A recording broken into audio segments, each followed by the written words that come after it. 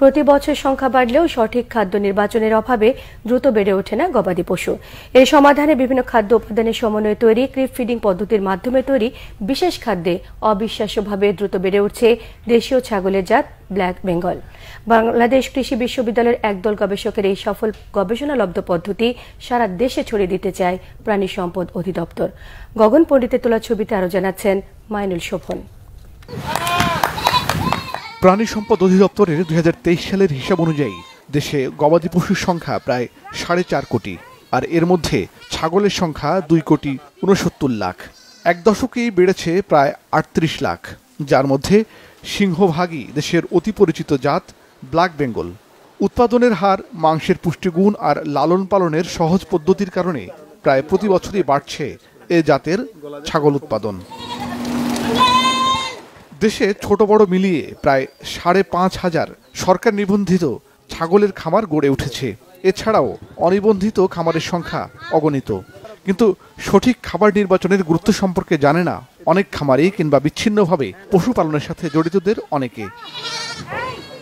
প্রাণীখাত সংশ্লিষ্টদের ঘামে শ্রমে দেশে প্রতিনিয়তই গবাদি পশুর উৎপাদন বাড়লেও তার সুফল খুব একটা পাচ্ছে না সাধারণ মানুষ, যার কারণে অতিরিক্ত অর্থমূল্য দিয়েই প্রোটিনের চাহিদা পূরণ করতে হচ্ছে সবাইকে। সংশ্লিষ্টরা মনে করছেন, সংখ্যাগত দিক থেকে গবাদি পশু বাড়লেও তুলনামূলকভাবে প্রত্যাশিত মাংসের উৎপাদন হচ্ছে না।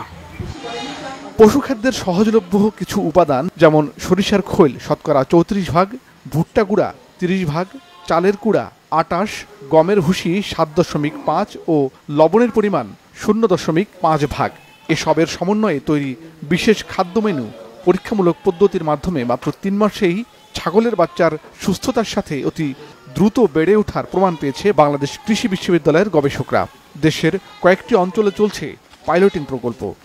3 মাস খাবার খাওয়ানোর পরে তার যে কষ্ট আসে, যে খরচ হয়, তার চাইতে তার একই খামারির অন্য একটা ছাগলে যেটাকে ক্রিপ ফিট করা হয় নাই সেটা ওই পরিমাণ বাড়ে না। তার চাইতে ক্রিপ ফিট করা যে খাবার ছাগলটা সেটার ওজনটা আরও দ্রুত বাড়ে। যার কারণে দেখা যাচ্ছে যে তার খরচের চাইতে দিন শেষে তার লাভ থাকে। আমাদের দেশে এই কনসেপ্টটি একবারই নতুন। আমাদের দেশের কৃষক, আমাদের দেশে ইভেন অনেকেরই জানা নেই, যারা এই লাইনে আছে তারাও অনেকে জানে না যে বাচ্চাকে কিন্তু আলাদা খাওয়াতে হবে। বাচ্চার কিন্তু আলাদা প্রোটিন পার্সেন্টেজ বেশি লাগবে, আমিষের হার বেশি লাগবে। এটা দিয়ে আমরা কৃষকদেরকে বোঝাতে চাচ্ছি যে বাচ্চা শুধুমাত্র মায়ের দুধের উপর নির্ভর করে আর যা খুশি তাই খাইলো, মানে এ ধরনের একটা অযত্ন অবহেলায় রাখা চলবে না। তাহলে তার বৃদ্ধিটা, যেটা কাঙ্ক্ষিত বৃদ্ধি, সেটা আসবে না। কিছু জেনেটিক লাইনে, মলিকুলার লেভেলে আমরা কিছু কাজ করছি, যাতে করে সামগ্রিকভাবে এটি ভবিষ্যতে সারা জীবনের যে উৎপাদন ক্ষমতা এটি বৃদ্ধি করা যায়।